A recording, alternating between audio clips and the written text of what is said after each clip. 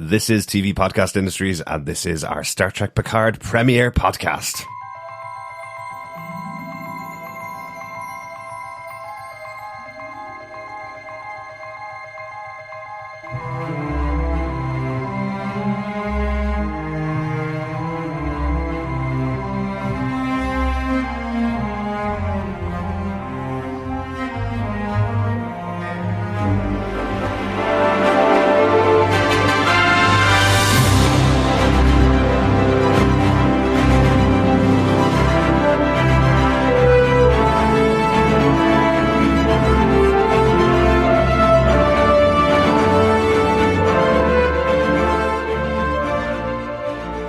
Welcome back, fellow Trekkies and Trekkers. This is TV Podcast Industries, and we're here to talk about the Star Trek Picard European premiere and preview the series. I'm one of your hosts, Derek.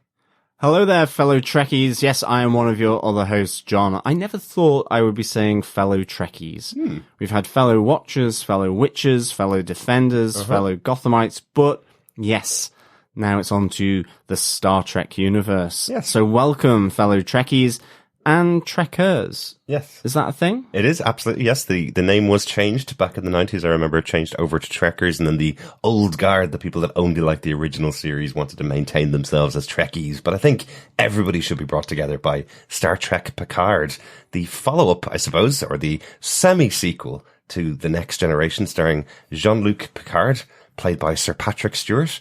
And I was lucky enough to get to see the European premiere of Star Trek Picard in London. Yes. Yeah, last week. So to get us ready for Star Trek Picard, we will be talking about three things on this episode. We'll be talking about the European premiere of Star Trek Picard, which took place in London this week. We'll be talking about the 2 of the 3-issue comic book series, Star Trek Picard Countdown, and we'll be talking about the Star Trek short trek Children of Mars.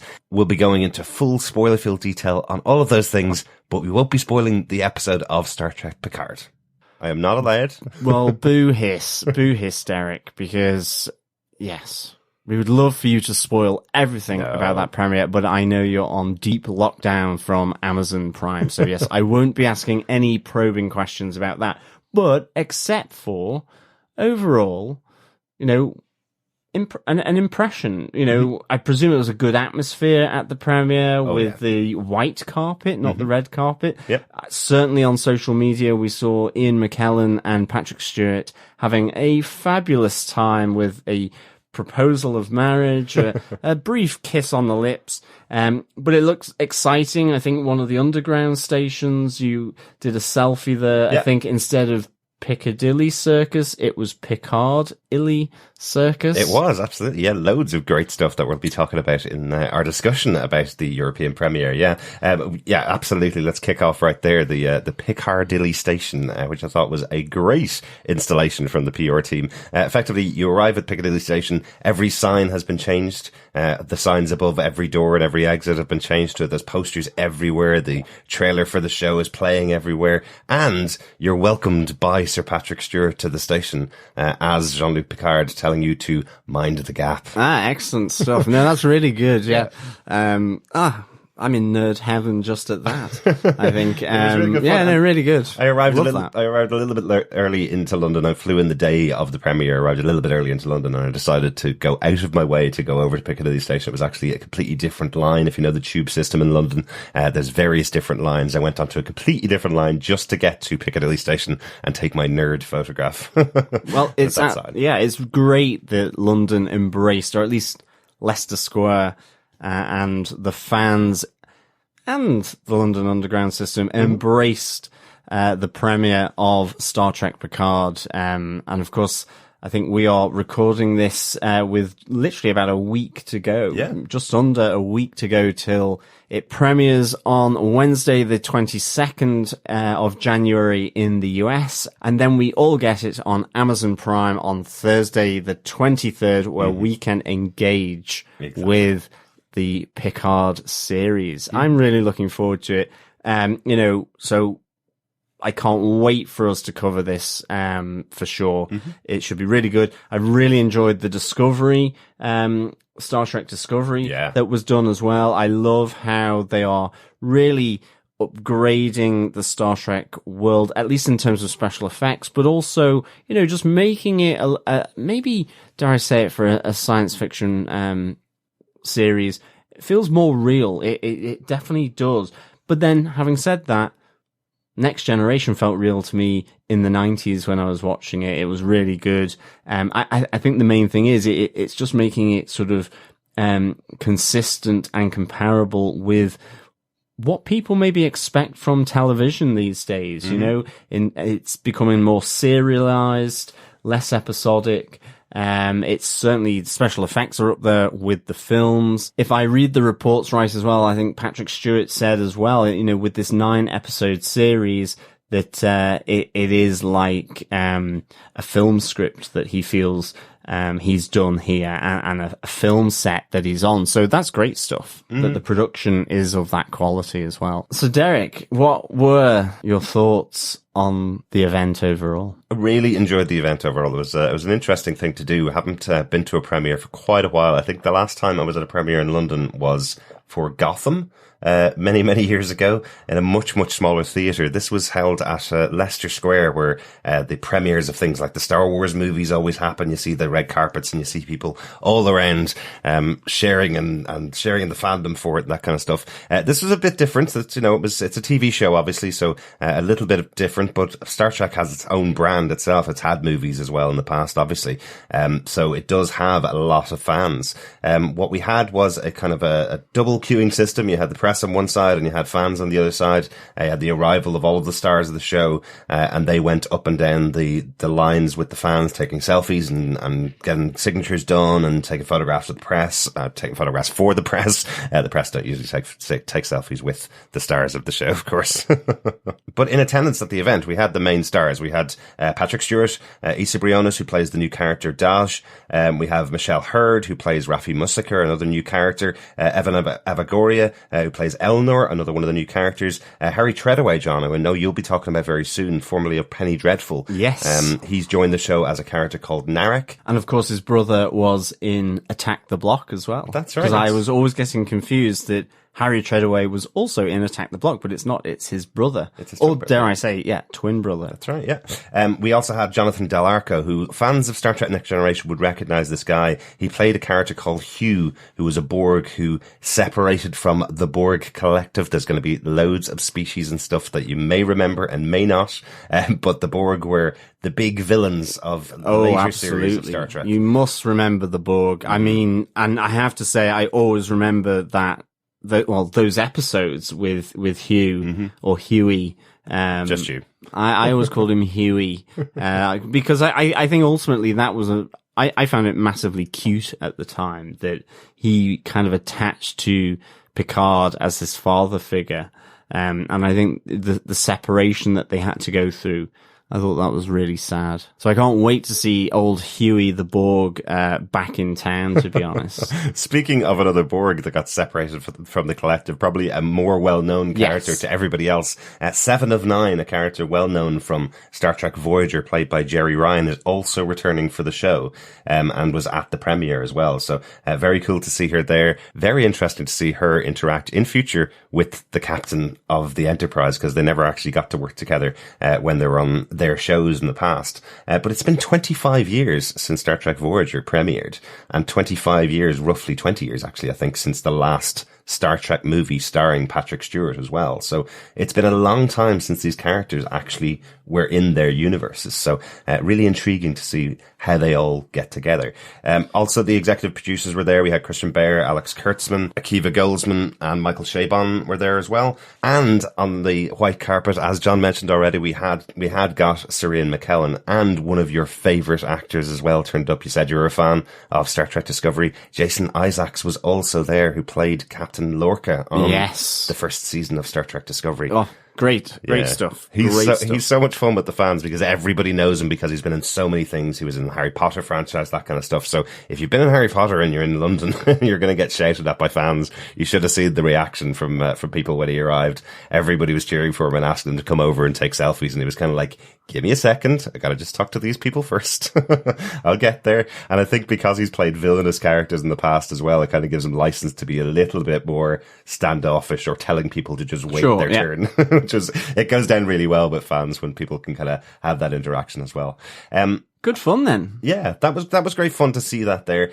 We were kind of ushered past that a little bit. We had tickets to the premiere. I brought along one of our friends, John, two-time BAFTA award-winning Tim Duck, who was my cameraman for the evening, as my camera died, unfortunately, just before going in. So he's taken some lovely photographs that are up in our group, over in our Facebook group at facebook.com/groups/TV Podcast Industries. You see some photographs there from the premiere that Tim took. Yes, excellent stuff for the Duckmeister to be on call there in London for the premiere. Yeah. And it was really nice. We were ushered into the theatre. It was a very cold night outside. They all kept mentioning, I think they'd had the LA premiere a couple of nights beforehand. And Patrick Stewart was talking about the fact that, he doesn't think he's ever walked a premiere line where he had to have hand warmers in his hands, but they were lovely and toasty, he said. Well, he's getting on, he is 79. So, definitely, it's fantastic to see him doing this. And it's fantastic that he's reprising Jean-Luc Picard. I am beyond excited for this series. I really can't wait. And I think as well, just whilst we're here, just to say, the Star Trek Picard will be releasing weekly on Amazon Prime from the 23rd of January in Europe. And of course, we will then discuss each episode in spoiler-filled detail after it comes out. So our podcast will drop on a weekly basis. And that is my favorite sort of podcasting. Absolutely. Weekly basis. You can interact with the fans. It has time to digest.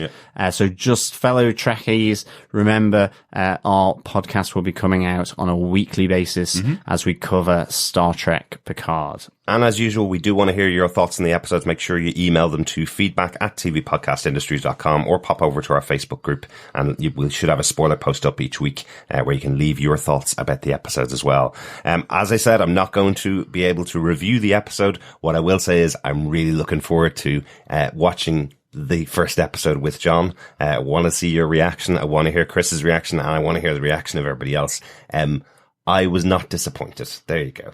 Excellent stuff. There you go. Excellent stuff. Yeah, that's really good to hear. I'll have to try and tease out some spoilers from you over the course of the next week. Purely confidential, of course. Absolutely. Genuinely, John has gotten zero spoilers from me about the episode because there's lots of nice twists and turns in there that I was pretty surprised about, I suppose, and I don't want anybody to not be surprised by the twists and turns in the episode. What we did get was a Q&A inside the theatre exclusively for the people that had watched the premiere. They have asked us not to spoil anything to do with the episode, obviously, but there were some questions that were asked and some answers that were given which were specific spoilers about the episode. So I'm not going to talk about those, but some of the interesting things that I thought out of the premiere, some of the interesting things I wanted to kind of talk about here. Patrick Stewart specifically welcomed everybody in there and just thanked all of the fans for their support over the many, many years and wants everybody to give this show a chance. He says it's a brand new thing for Star Trek. It's not something that he would have returned for if it was going to be season 8 of The Next Generation, because he feels he's well gone past that time. He felt he would only come back for something brand new for the character.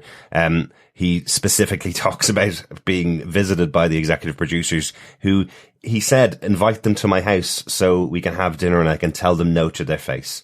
Because I wouldn't want to let them down over the phone. I wouldn't want to send them an email saying I'm not going to do it. Send them over to the house. We'll have a chat and I'll be able to tell them no when they get there. He said they just talked and talked and talked. And he kind of feels they wore him down a little bit. And when they eventually went, he said, I'm kind of interested in what you've got. If you have any information that you could write down, and I'll read through it and I'll see what I think of the concept once you've written it down. But it's still a no at the moment. 2 days later, in the post, you received a 35-page document with their take on the world of Picard and what's happened to the Starfleet since everything had happened. back in the day with the Next Generation. And he said he was sold instantly on that point. Once he got that document, he said, I realize now that the treatment that they want to do with the character, and it's something I'm up for. So that I thought was really fascinating. No, that's great, because when you get that buy-in or re-buy-in to a property that certainly, a lot of people have done for a long time and maybe have been welcome of the break from it, even though, they will still love their time on it. To get that buy-in, I think is really great to get it from the actors. Yeah, and the executive producers constantly, when they were asked questions about the setting of the show and how it was going, a lot of them were basically saying that it was kind of a cue from Patrick Stewart himself and his way of approaching the character, that they wanted to make sure that they were respectful of what he was trying to do with the character. So it was a collaborative process.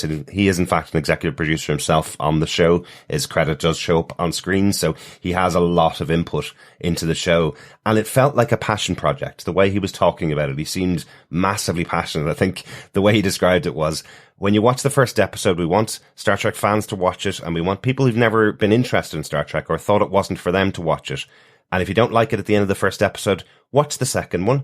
And if you don't like it at the end of that one, give us a chance to the end of the series until you understand the whole story that we're telling, so that you can see what we're trying to get on screen. He doesn't feel like the old days where you can watch 3 episodes of the serialized show and then not come back to it. He feels like this is one full story that's being told with the first season of the show. That definitely makes sense, I think, with modern TV, it being much more serialized. The arc of the story, the nuance of it is over the full series. There is payoff along the different episodes, whereas obviously Next Generation, as well as Voyager, Deep Space Nine, and the original Star Trek, they were much more episodic. Yes, they had maybe 2 or 3 episode arcs sometimes, but that's certainly the way it's going for this kind of event television now, you know? So, that's, yeah, I'm again, beyond excited. Yeah.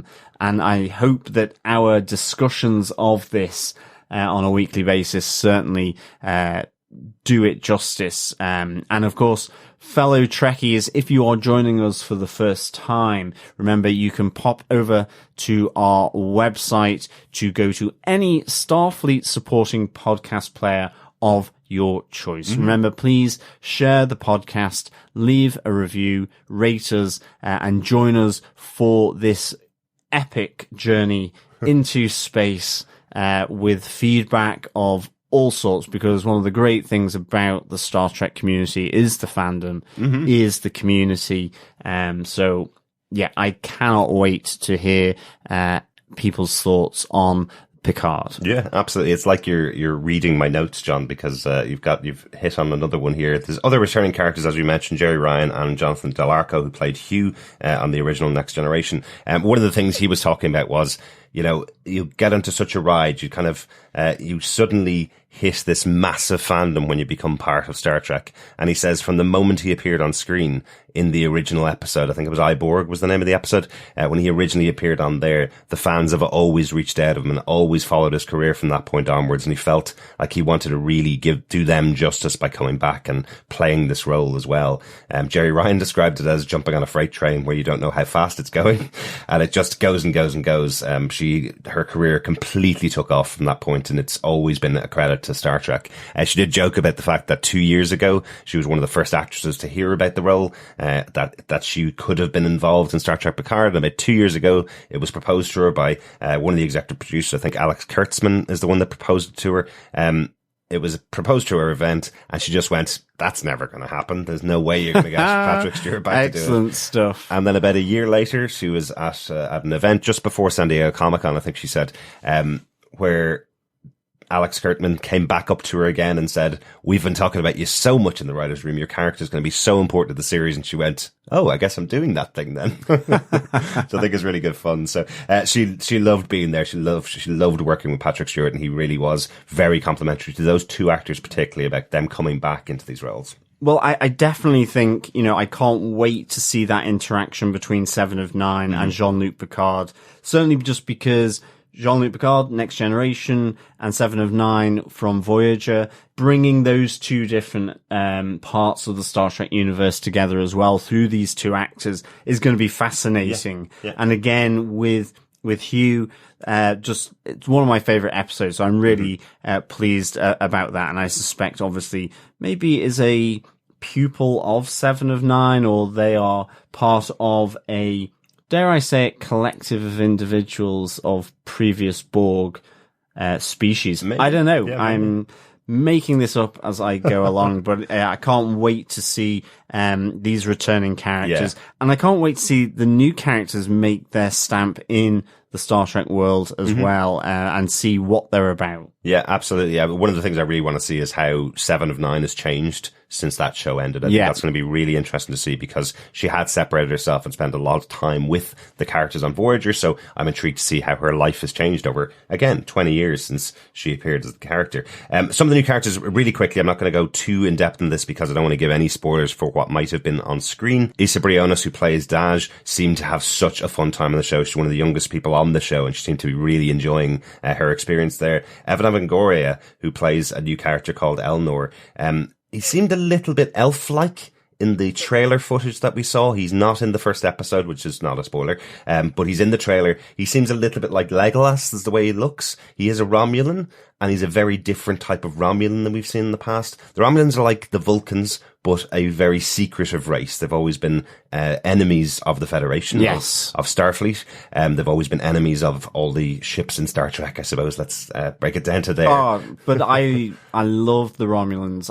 I always feel they've been given a bit of short shrift certainly in the movies. Apart from maybe Shinzon, who I think was kind of a Romulan kind of hybrid. He was a clone of Picard, yes. But with Romulan blood as well. Yeah. I think they've always been given short shrift in the movies. And I think, unlike something like the Cardassians or the Klingons. Kardashians, not the Cardassians, because the Cardassians are the very popular reality TV station. The Cardassians.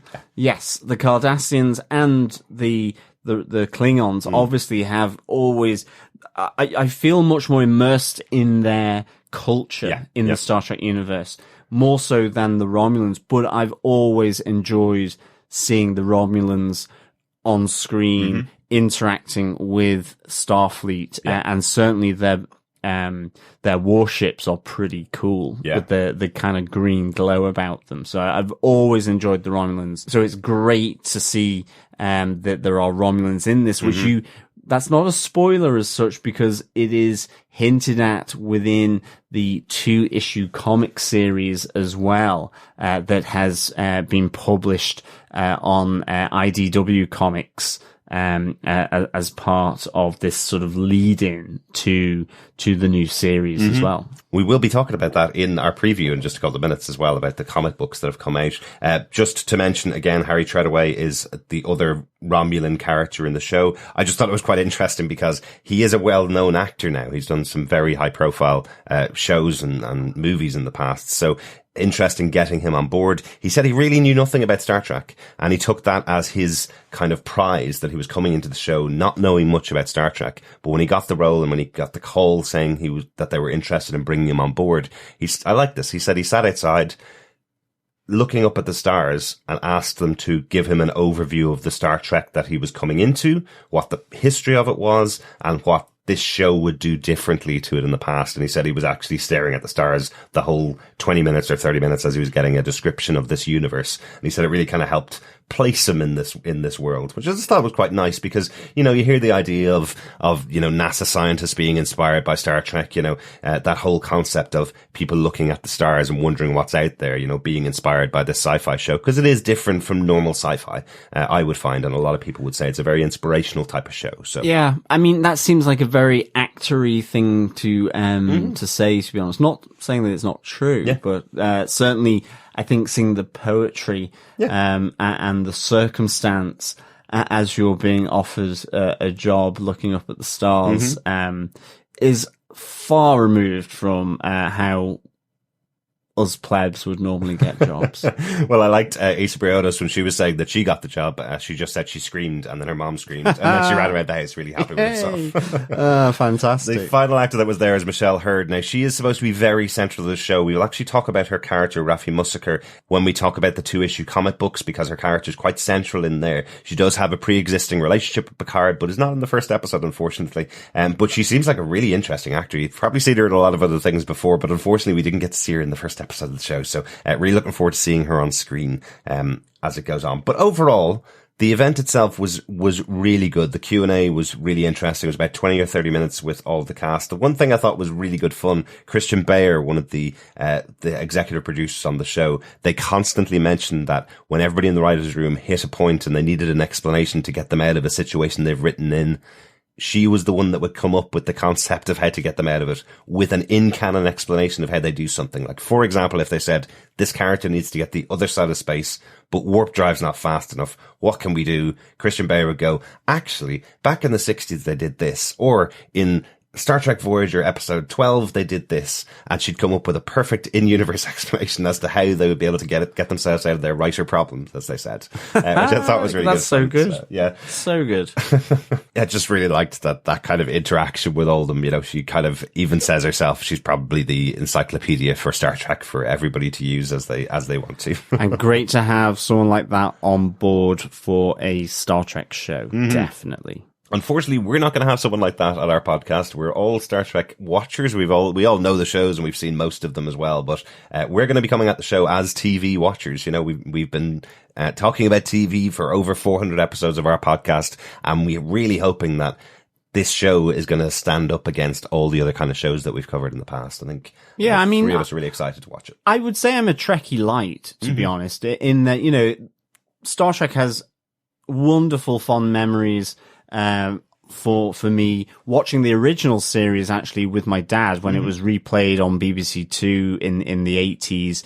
And like my dad absolutely loved it. Yeah. And then obviously there was the Next Generation, which felt like, you know, the Star Trek of my time. And I loved that as well. And my dad did as well. Mm-hmm. And then you got Deep Space Nine. It was a different take. And then Voyager. And I've always watched them.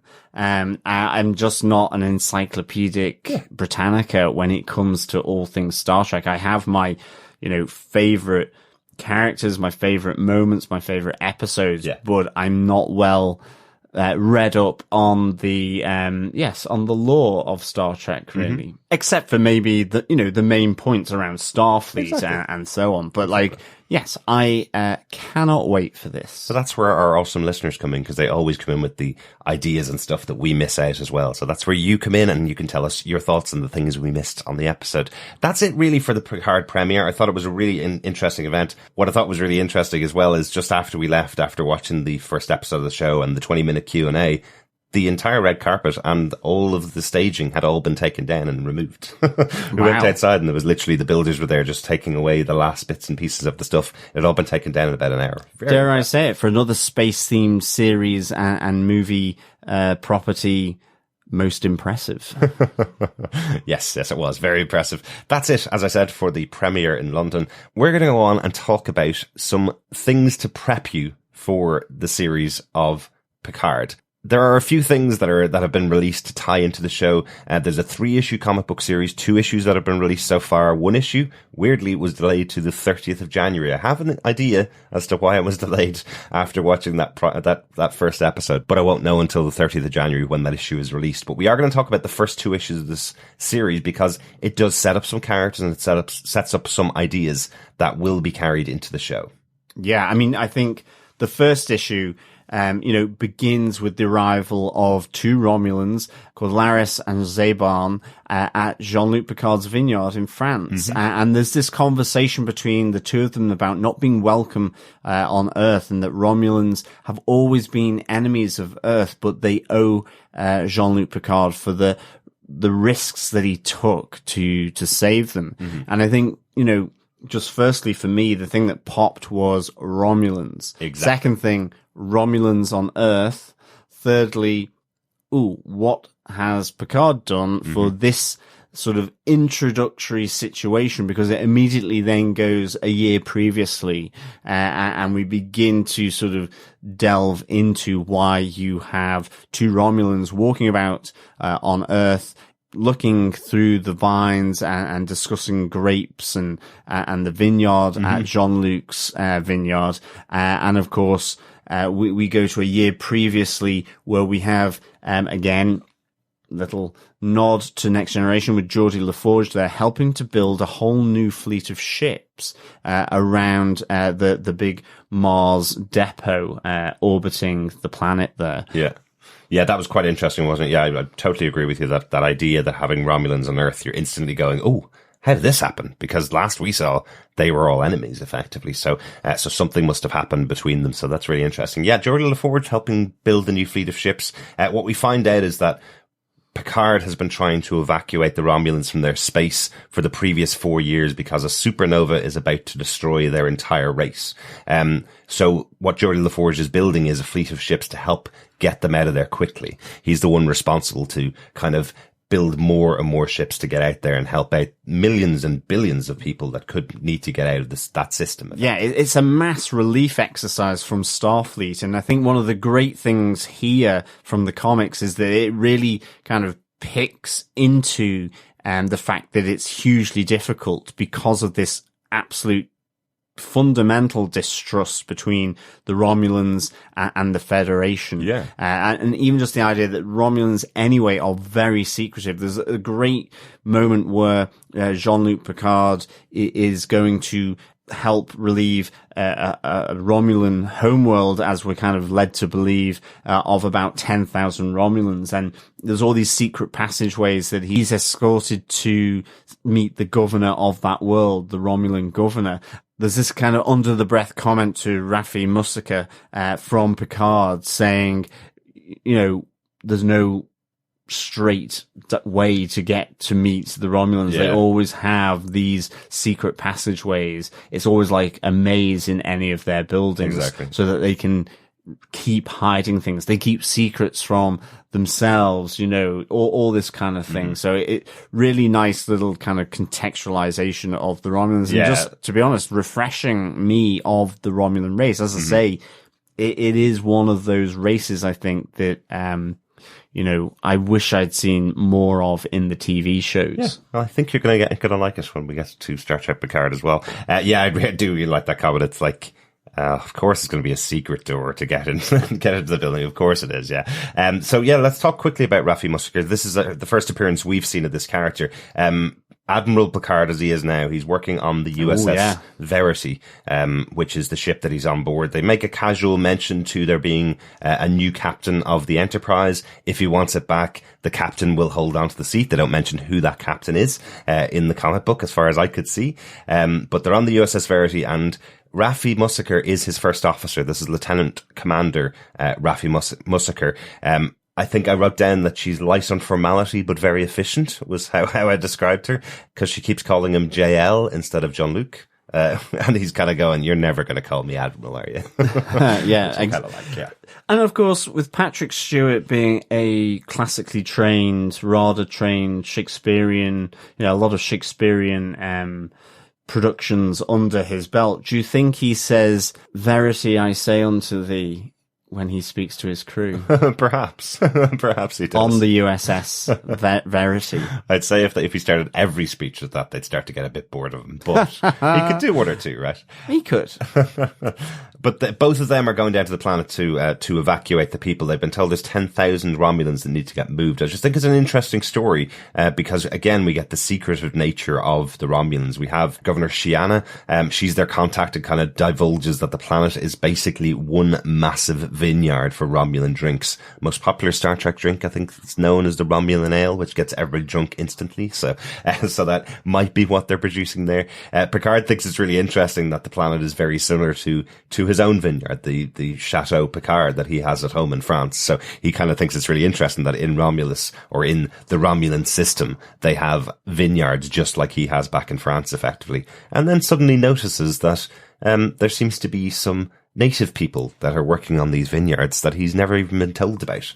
And then finds out there's over 5 million of them on the planet who the Romulans are not expecting to be evacuated because they're a lower class of life form. Exactly. I think the vineyard owner says it would be like evacuating the trees and the grasses. They're primitive, leave them to it. Yeah.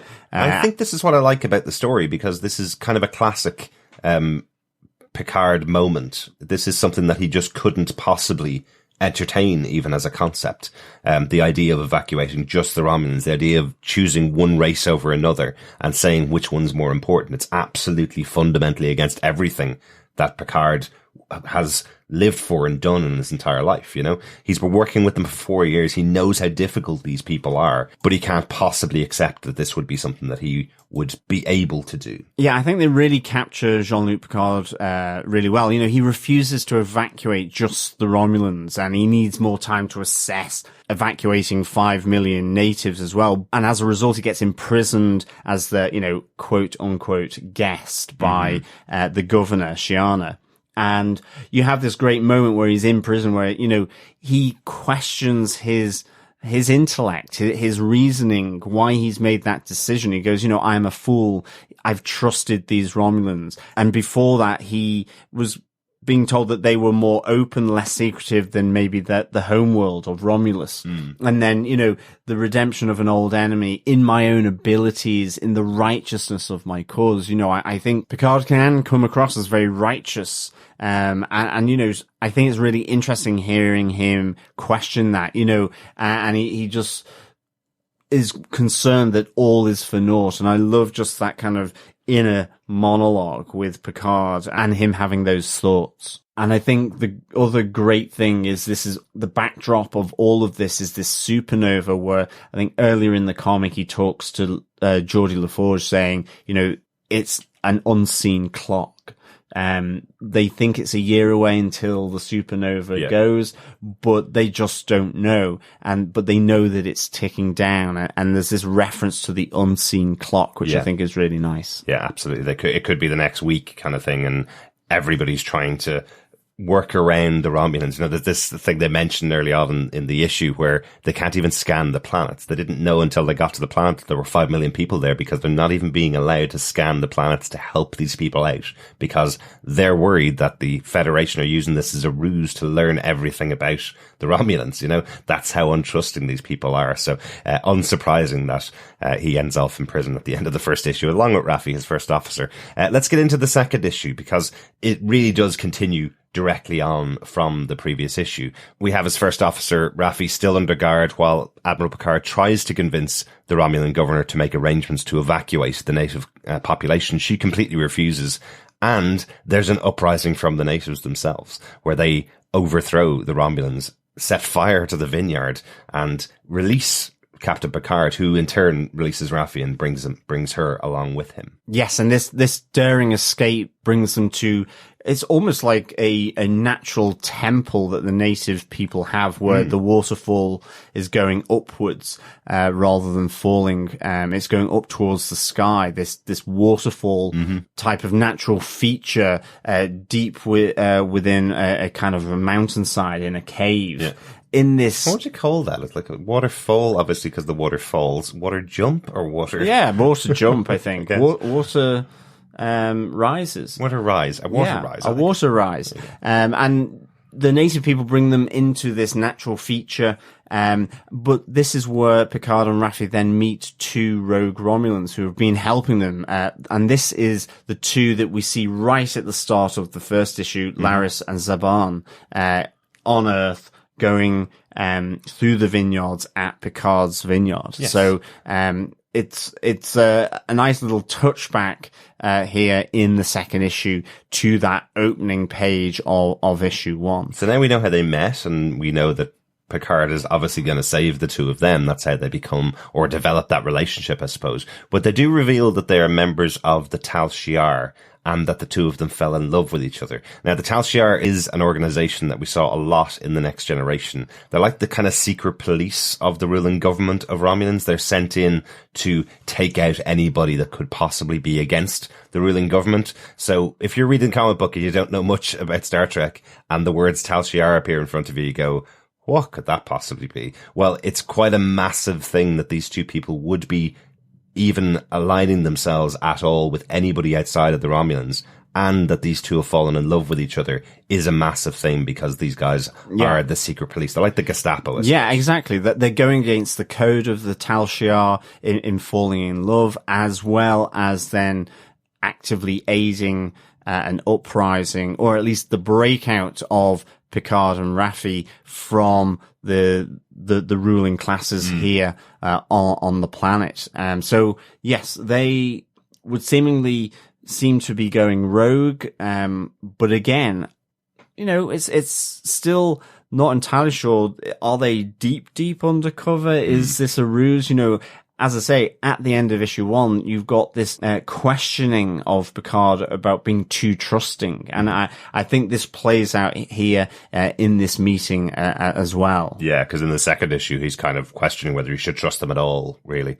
And then in the other side of the story, Governor Shan has contacted the Verity to tell them that Picard and Raffi have been killed in the uprising, and they need to be transported away because the uprising has left them with lots of injured people, and they need to be transported aboard the USS Verity so they can contact the high command, effectively, the command structure of the Romulans. I think I might have done a Klingon one there. I know Klingons have a high command, but I guess the Romulans also have a high command as well. Yeah, they must do. But they're brought on board, and, as they are the untrustworthy Romulans, they effectively break into the system and take control of the ship. Yes, so unfortunately, the poor commander that's been left instead of Raffi has really just done a massive boo-boo. Mm-hmm. I am actually surprised that I know Federation as such is not a military presence, and certainly the Verity probably isn't a military ship. Yeah, but ship, yeah. I'm still slightly concerned when the person left in command allows a known enemy of the Federation of secretive, duplicitous intent towards the Federation access the main computer in the captain's ready room. I think that's kind of the thing here, isn't it? Because there's one thing that the governor mentions as they make connection. All they're doing is effectively making a phone call from the ready room, and they need to transfer a specific code in order to connect to the Romulans, but that's the ruse. And somebody has given them the information to allow them to hack into the computers. So they say, we need to make sure that we reward the person that gave us this information because it was good information. So who's that person? Is that going to be important in the third issue? So that'll be interesting to see. Oh, well, my immediate theory is, could it be Raffi?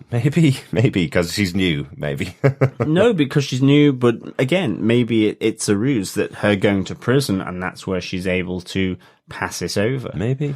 Or maybe it is the two members of the Tal Shiar, Laris and Zaban, who have been rusing with the Federation as well. Interesting, isn't it? And I did, again, think it was interesting because both of these issues came out. I think the first issue came out in the middle of November, second issue middle of December, third issue was expected to come out middle of January. It is called Star Trek Picard Countdown, so everybody was expecting that you'd have an issue that would lead directly into the show, and then they went, actually, it's not coming out till the 30th of January, so 2 weeks after the show premieres, or at least around the time the second episode premieres. So I think something's in that third and final issue that they don't want to get out before the second episode of the show comes out, that I think is happening, so we will see. That makes sense to me, but I'm looking forward to seeing the conclusion of this story. It's a nice little warmer, getting back into the Star Trek universe and preparing you for Picard. It gives some nice background potentially of the show. Yep. As I say, I don't know because I've not seen the first episode, not seen the series, so it's just nice to connect back in with Picard in this different setting at this different time. And certainly it's good to see Geordie LaForge in here because, as we know from the trailer, other members of the USS Enterprise from the Next Generation will be making an appearance as well. So it's nice to have one of them make the appearance in the comic as well with Geordie LaForge. Yeah, absolutely. Let's see what happens with those characters in issue 3. Our final piece that we're talking about for this preview of Star Trek Picard is the Star Trek Short Trek Children of Mars. The short treks have been, about 8 or 10 minutes episodes of Star Trek. Most of them have been shorts that have been connected to Star Trek Discovery, but we've had other ones. We've had ones that have just had Captain Pike and Spock in them, which aren't connected to Discovery at all, but have the characters from that show in them. This one is specifically connected to Star Trek Picard. If you get a chance to see it, I'm going to just say it straight up front. I think it's one of the best ones they've done. In fact, I think it's the best one they've done. Me too. I've not been overly fussed on the short treks. This I kind of liked it because it took you out of space. It was just it centers around two 12-year-old classmates, Kima and Lil, that find themselves at odds with one another. It's like they're tripping one another up, they're fighting, they're giving each other a bloody nose, whether the blood is red or blue. And Kima's mother is working on Mars and has a great relationship with Kima. Lil's father is also working on Mars, but is stuck there. Like, the atmosphere is different, that he can't get back to Earth. He can't come back and see he's going to be away for another year because he is building a fleet of starships, which links then to Geordie's part in issue 1 of the comics, where they're preparing this fleet of starships to help the Romulans, and it's getting more and more hectic because Geordie is effectively trying to get these ships built and done in record time because of this unseen ticking clock that they're having to work against in order to save the Romulan race. But you see it play out, the two of them getting more and more frustrated with one another, and you really feel this kind of hatred is the wrong word, but they don't like one another. You see that coming through, and it's really well done by the two actors. Yeah, and I think what I like most about it is that you can see it's Lil having a bad day. One of the girls is having a much worse and much more difficult time with the fact that her father's not coming back. And she's the one that kind of kicks it all off. It's kind of one of those things where, if you walk into a puddle and you're way to work in the morning, you're going to have a slightly worse day than someone that didn't. And that's kind of the way it looks. It's kind of that sliding doors effect. Both of them have exactly the same situation. Both of them have parents living on another planet who can't make it home. But Kima's kind of taken it in her stride. She has a really good relationship with her mother, whereas Lil she turns off the TV before her father even gets to say goodbye. Or I said TV there, I meant communication system. Yes, exactly. It looks like a TV, of course. But you see that because of that bad start to the day, effectively, that's where it's getting more and more aggressive. What's also interesting about the episode is it's 8 minutes long and it's mostly silent. It's mostly no dialogue, at least between the characters. You hear some words spoken by other characters, but very little dialogue between the two of them. It is played out with a beautiful version of Heroes by David Bowie that's being played throughout most of the episode as well. Yeah, which is almost like a silent little short. There's very little dialogue here. So, it's really, really good. But ultimately, the culmination in their sort of, in them butting heads and their fighting means that they're awaiting punishment in their school when news of an attack comes through on the screens by what are described as rogue synths on the planet Mars, where both their parents are stationed, and seeing the devastation of the attack on the starship dockyard, in effect, where they're being planet itself. built, and the planet as well. And it really just finishes very nicely where the two of them hold hands as they realize that both their parents, no matter how the day started, are on the planet Mars, at the dockyard manufacturing the fleet of ships and are effectively dead or in serious danger from this attack by the rogue synths, which does sound like a band. It does. Sounds like a great band. Yeah. It sounds like sort of, it would be a precursor to The Cure or something like that. It'd be great. Absolutely. We are the rogue synths, and this is Cars. It is a really stunning kind of end to the episode because it's very evocative of 9/11, kind of those moments where we all were doing whatever we were going about doing, and then suddenly the news completely takes over everybody and every situation that's in there. It completely changes their day and probably their entire lives, because they both lost a parent, maybe their only parent, on this planet of Mars. What we see on the news screen, as John mentioned, is it's an attack by rogue synths. Synths are synthetics in this world. They're not synthesizers, John. Synthetics, I know. like Data, for example, like Lieutenant Commander Data was a very important part of the Next Generation. So you're wondering how synthetics could have gone so far away from Lieutenant Commander Data, who was absolutely almost considered a human by the end of the show. He was so similar. He was his own species effectively by the end of the show. So, but yeah, again, it builds into the comics and gives us an idea of what is to come within the series, which is nice and tantalizing, I think, for sure. And just a glimpse of Admiral Picard saying that he's devastated by the attack or devastated by the news. Just a moment where you've got him on screen as a massively important character in all across the universe. Effectively, he's asked for his comments on this attack. So interesting to see what's happening. The one thing, if you connect the two things we've just talked about there, the comic books and this short, the one thing that really worries me, think about what character we have sitting over the planet of Mars that we all know and love. Geordi LaForge is on planet Mars, seemingly when these attacks happen. If the comics that is true. are completely in canon and this TV episode is completely in canon, we may have just lost a major character in Star Trek history at this moment. That's the one thing that suddenly I was going, if they put him there in the comic and maybe he's back on Earth, maybe dealing with something else when this particular attack happens, we'll probably find out in the show. So let's see what's going to happen in the future. Yeah, absolutely. Cannot wait. I think with that, Derek, what's your overall excitement level for Star Trek Picard? I cannot wait for this series to begin and get to see episodes weekly of another Star Trek show. I genuinely have absolutely loved Star Trek Discovery and what's happened every week on that show. It was one of the shows that I was waiting for every single week when it came out. And I know it's going to be the same with Star Trek Picard. I know I'm already feeling I can't wait for the second episode, and the first episode hasn't aired for everybody yet. I can't wait for the second episode. So there you go. John, after me telling you about the premiere that we've gone through and us talking about the comics and watching the short trek, what's your excitement level for Star Trek Picard? I think even without the comics, even without the short trek, even without your lovely description of the premiere and the fact that I wasn't there, unfortunately, to be able to share that with you.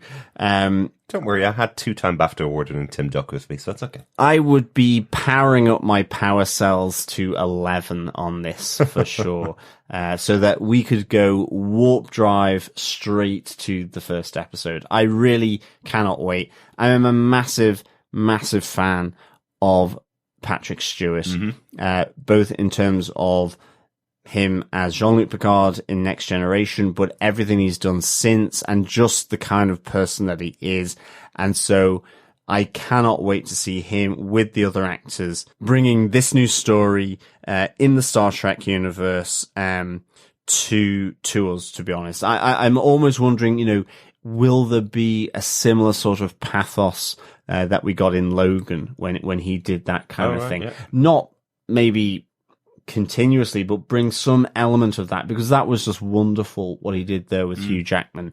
And I get the sense that there may be a similar kind of feel of that character here, in what he wants to do, potentially by the end of the series or at parts, not a continuous thing. So yeah. I am absolutely dialed up to 11 with my power cells. Well, one thing I think that the executive producers said at the Q&A that I haven't mentioned that I really liked was they said, when you got to the end of Star Trek Insurrection, the one with Shinzon, played by Tom Hardy in it, when you got to the end of that, Picard had a very clear idea of where he was going, and everybody generally in the fandom had an idea of where all of those characters were going now. We had Data, unfortunately, was gone. He'd sacrificed himself. We had B4, who was the other version of Data, a much more primitive version who'd kind of taken his spot.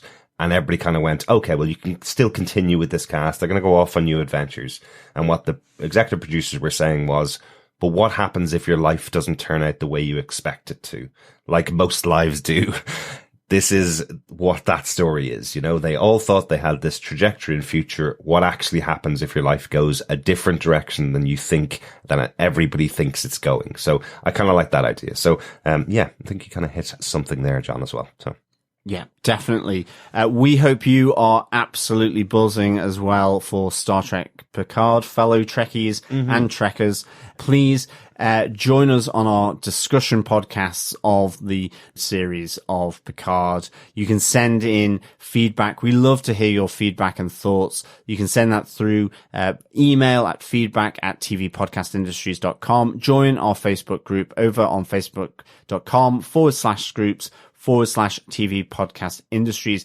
And of course, if you can also send feedback through audio, you can leave it on our communicator. Just head on over to tvpodcastindustries.com and you can record up to 90 seconds of your thoughts on the week's episode. Just go to the right hand side tab to leave your audio feedback as well. We'd love to hear from everyone joining us for our discussions and for the show, Star Trek Picard. Yes, thanks so much for joining us for this episode. As John said, you can subscribe over on tvpodcastindustries.com. If you want to support us, you can go over to patreon.com/tvpodcastindustries. We know there are going to be so many podcasts about Star Trek out there. We're so glad you've chosen to come and join us for our episodes. So if you want to share it with your friends, make sure you share the podcast wherever you go on social media. Basically, we're available on all podcast catchers, so share it around. We'll be back with Picard on TV Podcast Industries after the first episode airs on the 23rd of January. Watch it and let us know what you think. Yeah, absolutely. Can't wait to hear from you, fellow Trekkies. Thanks for joining us. We'll talk to you again soon. Yeah, as always, fellow Trekkies, it is a pleasure speaking with you. And of course, remember to keep watching, keep listening, TV Podcast Industries. Bye.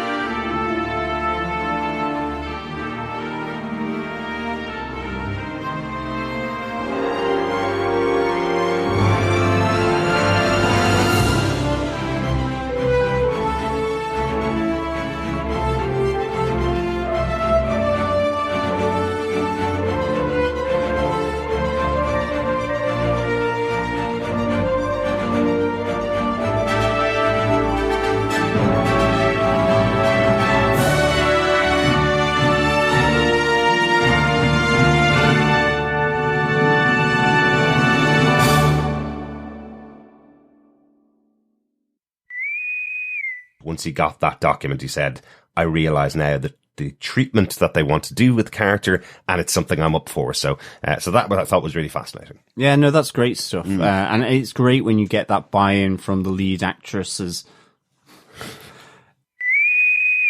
Synths are synthetics in this world. They're not synthesizers, John. I'm